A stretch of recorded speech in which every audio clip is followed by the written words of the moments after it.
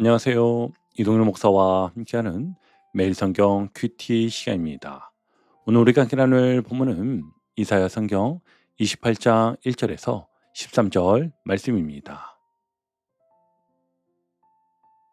여러분, 사람들이 머리에 쓰고 싶어하는 면류관이 있다면 무엇일까요? 어떤 사람에게는 그게 돈일 수 있을 겁니다. 그래도 통장에 이 정도는 있어야지. 또 어떤 사람에게는 자녀의 성공일 수 있고요.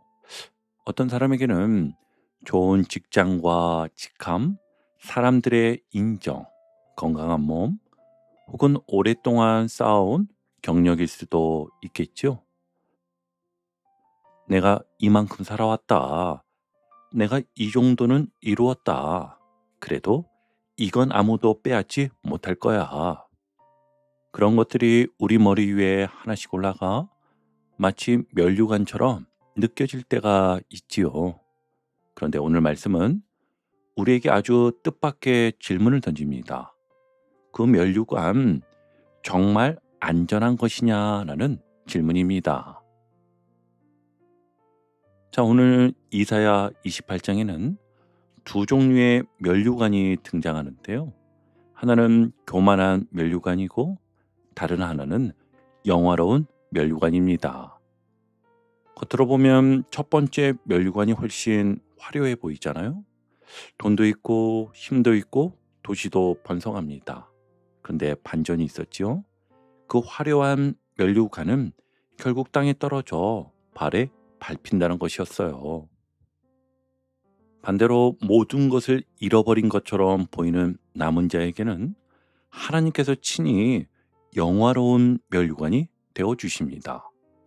결국 오늘 본문이 묻는 것은 이것입니다. 무엇을 가지고 있느냐가 아니라 누구를 나의 면류관으로 삼고 있느냐.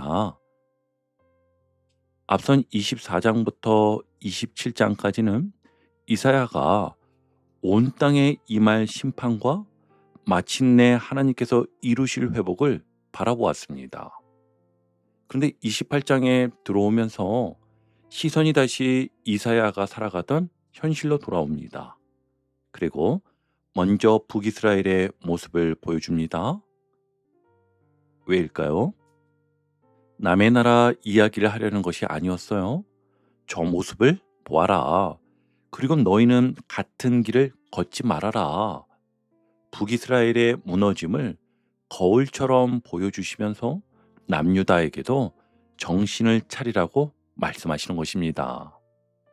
자, 그럼 오늘 말씀 속으로 들어가 보겠습니다. 본문의 시작인 1절은 아주 강렬하게 시작하는데요. 에브라임의 술 취한 자들의 교만한 면류관은 화 있을진저. 아멘. 여기서 에브라임은 북이스라엘을 대표하는 이름입니다. 그리고 북이스라엘의 수도는 사마리아였는데요. 사마리아는 주변보다 높은 언덕 위에 자리 잡고 있었습니다. 주변은 기름진 땅이었고 멀리서 바라보면 언덕 위의 성읍이 마치 머리에 쓴 관처럼 보였습니다. 멋있지요. 도시는 번성합니다. 경제적으로도 풍요롭습니다. 사람들의 눈에는 말 그대로 영화로운 관처럼 보였을 겁니다. 그런데 하나님은 그것을 뭐라고 부르십니까?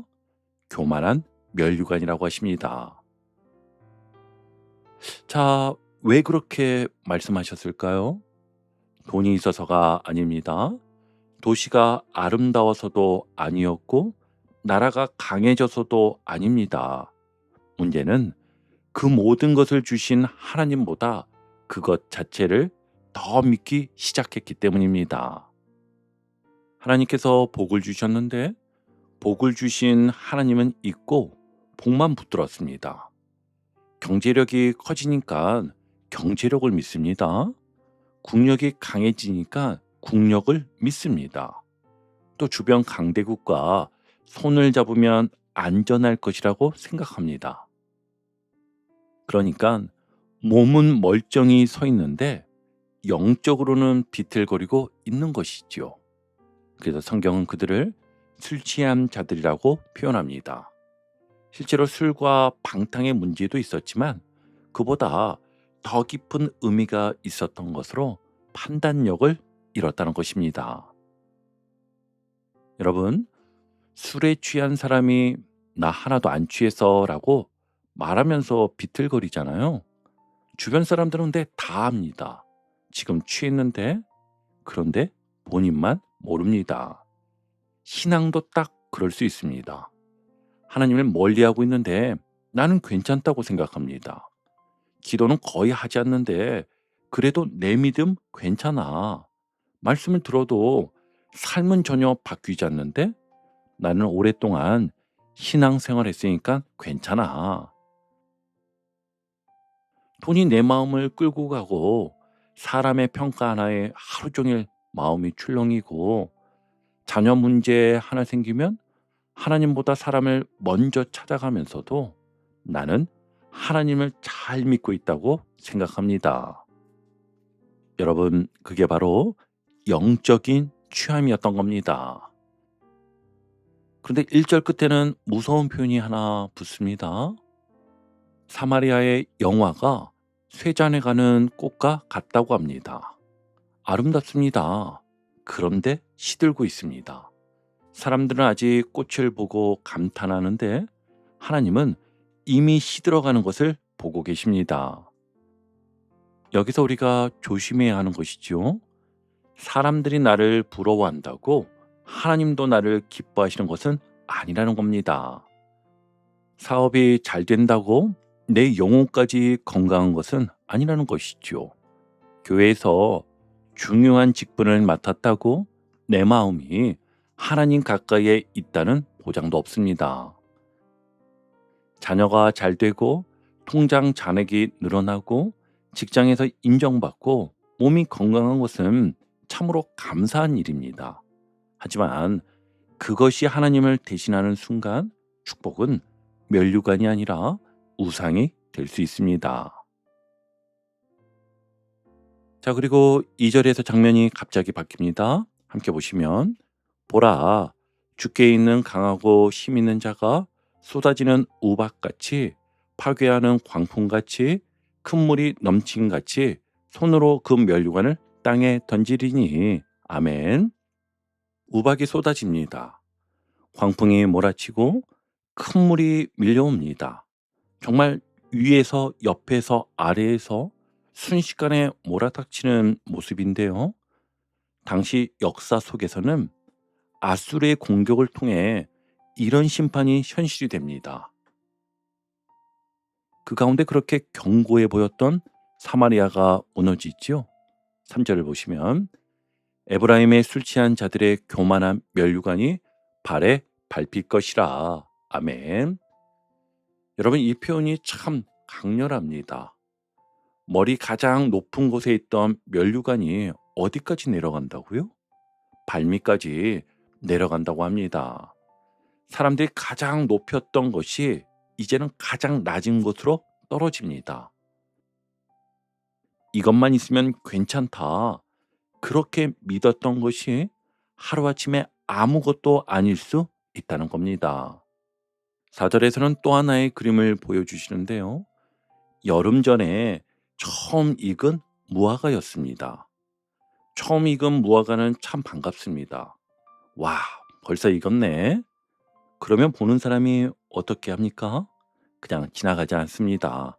바로 따서 먹지요. 너무 잘 익었다는 것이 오히려 빨리 따먹히는 이유가 되는 겁니다. 그러니까 지금 북이스라엘이 그렇다는 겁니다. 자기들은 우리는 잘 산다. 우리는 안전하다. 우리에게는 아직 힘이 있다. 그렇게 생각하지만 하나님을 떠난 영화는 생각보다 빨리 사라질 수 있다는 것이었어요. 그런데 여러분, 여기서 오늘 말씀에 놀라운 반전이 나오는데요. 우리 5절을 함께 보시면 그날에 만군의 여호와께서 자기 백성의 남은 자에게 영화로운 면류관이 되시며 아름다운 화관이 되실 것이라. 아멘. 같은 면류관인데 완전히 다릅니다. 1절에는 교만한 면류관이었습니다. 근데 5절에는 영화로운 면류관입니다. 무엇이 다른 걸까요? 첫 번째 면류관은 내가 만들어 머리에 쓴 것입니다. 그런데 두 번째 면류관은 하나님 자신이 면류관이 되어주시는 것입니다. 이 차이가 큽니다. 내가 가진 돈과 건강, 자녀의 성공과 사람의 인정이 면류관이 되면 그것이 흔들릴 때 나도 함께 흔들립니다. 그런데 하나님이 나의 면류관이면 다릅니다. 형편이 달라질 수 있고 건강도 흔들릴 수 있고 자녀의 문제가 아직 풀리지 않을 수도 있습니다. 그러나 하나님은 달라지지 않기 때문이죠. 그리고 6절은 더 구체적입니다.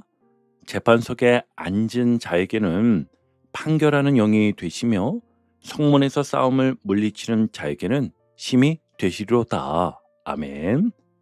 안에서는 무엇이 회복됩니까? 판단력이 회복됩니다. 밖에서는 무엇이 생긴다고 하죠? 싸움을 견뎌내는 힘이 생깁니다. 잘 보십시오. 하나님을 면류관으로 삼는 사람에게 모든 문제가 사라진다는 말씀이 아니었어요. 싸움은 여전히 있습니다. 그런데 싸울 힘을 주십니다. 결정해야 할 일도 여전히 있습니다. 그런데 바르게 판단할 영을 주신다는 겁니다. 어쩌면 오늘 필요한 기적은 문제가 한순간에 사라지는 것만은 아닐 수 있습니다. 경제적인 어려움과 오래된 병환, 풀리지 않는 관계와 막막한 앞날 속에서도 오늘 해야 할 일을 감당하고 다시 일어설 힘, 하나님께서 바로 그 힘이 되어 주신다는 것입니다. 자, 그런데 7절에서 분위기가 다시 바뀝니다. 그리하여도 이들은 이라고 시작하지요. 하나님께서는 북이스라엘의 무너짐을 보여주셨습니다. 봤지? 왜 무너졌는지 알겠지? 그런데 놀랍게도 그것을 보고 있는 사람들마저 같은 길을 갑니다. 7절을 보시면 그리하여도 이들은 포도주로 말미암아 옆걸음치며 독주로 말미암아 비틀거리며 제사장과 선지자도 독주로 말미암아 옆걸음치며 포도주에 빠지며 독주로 말미암아 비틀거리며 환상을 잘못 풀며 재판할 때 실수하나니. 아멘. 여기서 더 심각한 것은 무엇입니까? 제사장과 선지자까지 흔들렸다는 겁니다. 말씀을 가르쳐야 할 사람, 하나님의 뜻을 분별해야 할 사람이 오히려 분별력을 잃었습니다. 그러니까 어떤 일이 일어납니까? 환상을 잘못 풀고 재판할 때 실수합니다. 영적인 혼란이 예배당 안에서 끝나는 것이 아니었어요. 사람의 삶을 무너뜨립니다. 하나님의 뜻을 잘못 이해하면 결국 잘못된 선택을 하게 됩니다. 가정에서도 그렇습니다. 내 감정이 하나님의 뜻인 줄 알면 가족에게 상처를 주게 됩니다. 교회에서도 그렇지요. 내 생각을 하나님의 뜻이라고 밀어붙이면 사람을 살리는 대신 사람을 힘들게 합니다. 회사에서도 마찬가지겠지요. 내 욕심을 현실적인 판단이라고 포장을 하면 정직보다 유리함을 선택하게 됩니다. 그래서 하나님은 8절에서 매우 충격적인 그림을 다시 한번 보여주시는데요. 모든 상에는 토한 거 더러운 것이 가득하고 깨끗한 곳이 없도다. 아멘. 화려한 잔치가 끝난 자리입니다. 처음에는 즐거웠습니다. 잔을 들며 웃으며 말했습니다. 우리 괜찮아. 아무 문제 없어. 그런데 잔치가 끝나고 나니 남은 것은 더러운 뿐입니다. 여러분, 이게 죄의 특징입니다. 처음에는 즐겁게 보이지요. 이 정도쯤이야. 다 그렇게 살아. 이번 한 번인데 뭐. 그런데 시간이 지나고 보면 관계가 상해 있고 마음이 메말라 있고 기도가 막혀 있고 내가 왜 이렇게 되었는지도 모른 채 영혼이 어지럽혀져 있습니다. 그런데 더 안타까운 것은 9절부터입니다. 하나님이 말씀하십니다. 그러자 사람들이 말하기를 그가 누구에게 지식을 가르치며 누구에게 도를 전하여 깨닫게 하려는가? 저 떨어져 품을 떠난 자들에게 하려는가? 아멘. 쉽게 말하면 이런 겁니다. 우리가 애들이야? 그런 초보적인 이야기를 왜 또 해? 이어지는 10절도 함께 보시면은요. 경계에 경계를 더하며 경계에 경계를 더하며 교훈에 교훈을 더하며 교훈에 교훈을 더하되 여기서도 조금 저기서도 조금 하는구나. 아멘. 이 말에는 이사야가 전하는 말씀을 귀찮아하고 조롱하는 느낌이 담겨 있습니다. 아, 또 그 얘기야? 또 순종하래. 또 하나님 의지하래. 또 회개하래. 여러분, 이것이 참 무섭습니다. 말씀을 모르는 것보다 더 위험한 상태가 있어요. 말씀을 너무 많이 들었다고 생각해서 말씀을 우습게 여기는 상태 말입니다. 처음 믿었을 때는 기도하십시오 하면 기도했습니다. 용서하십시오 하면 고민하면서도 용서하려고 했습니다.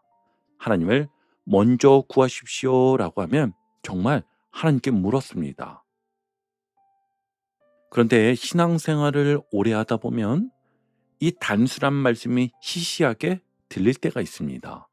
그건 나도 다 해보았고 나도 다 알아 이렇게 말하지요.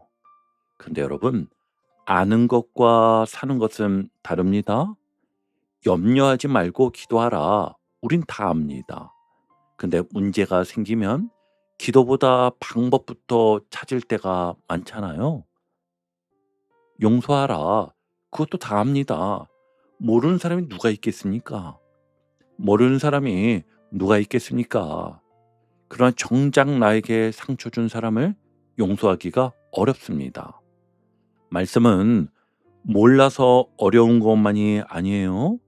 때로는 너무 잘 안다고 생각해서 순종하지 않는 것이 더 큰 문제입니다. 자, 그런데 여기서 다시 한번 반전이 생깁니다. 그들이 하나님의 말씀을 똑같은 말의 반복이라고 비웃었습니다. 그러자 11절에서 하나님께서 이렇게 말씀하십니다. 그러므로 더듬는 입술과 다른 방언으로 그가 이 백성에게 말씀하시리라. 아멘.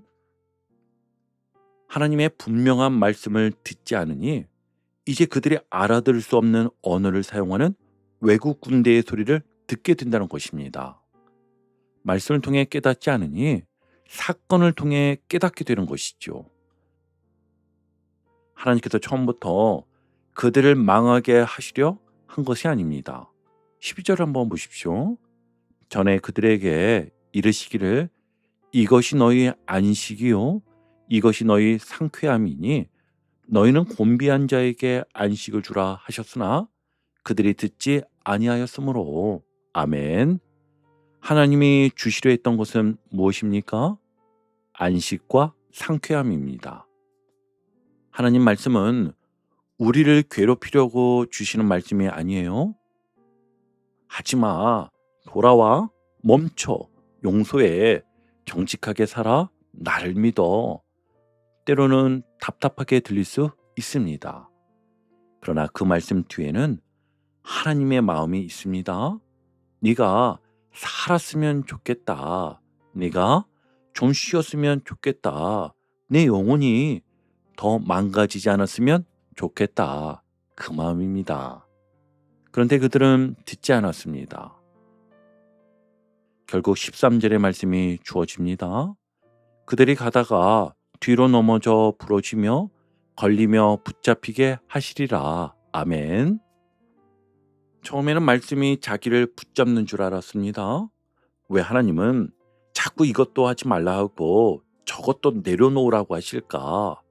그런데 나중에 보니 말씀이 자기를 묶고 있었던 것이 아니라 자기가 넘어지지 않도록 붙들어주고 있었던 것이었지요.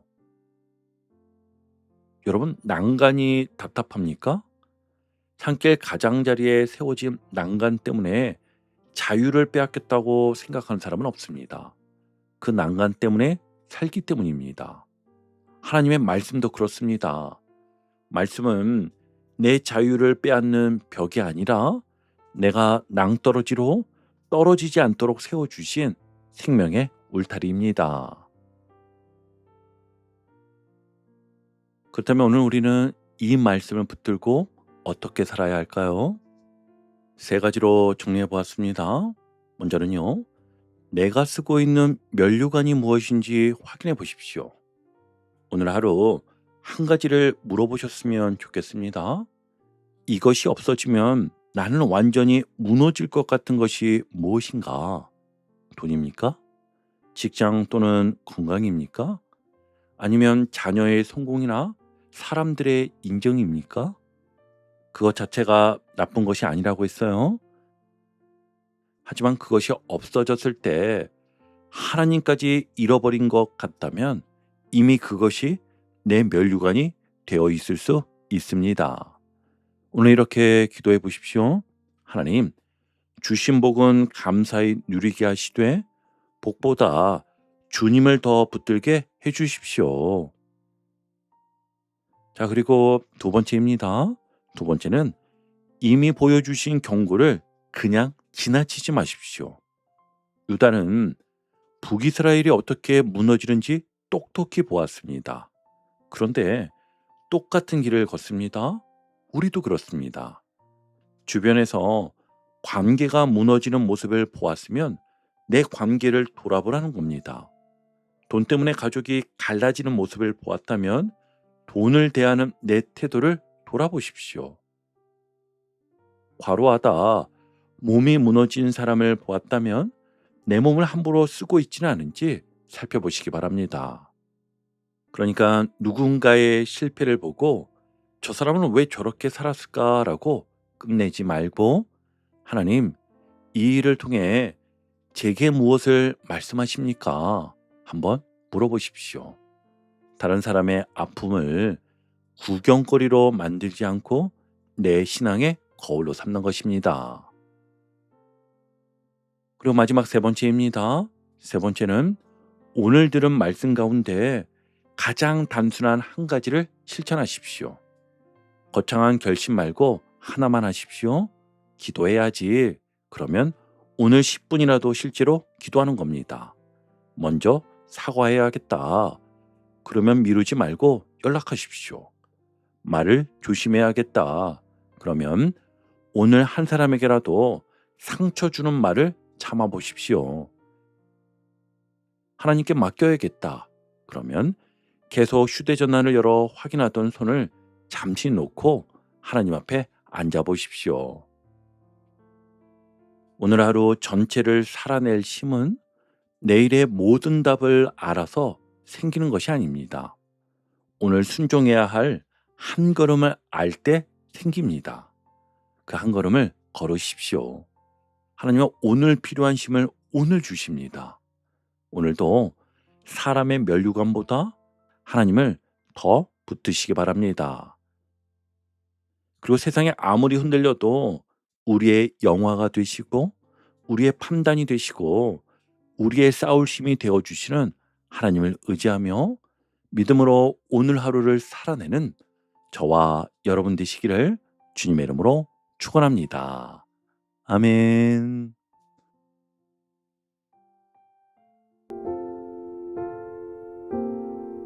오늘도 복음의 기쁨과 확신으로 승리하는 하루 되시길 축복합니다.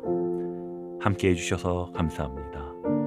내일 큐티 시간에 다시 뵙겠습니다.